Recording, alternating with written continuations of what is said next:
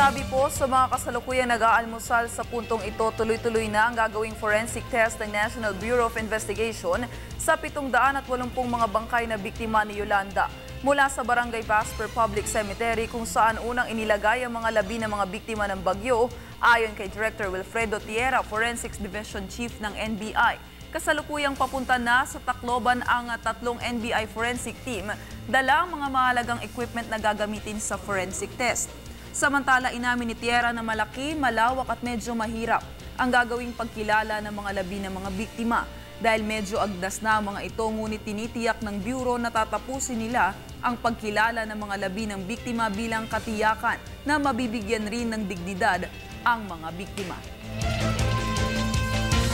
Gawin namin dito ay magkaroon ng pagkakakilanlan yung sa bagyo.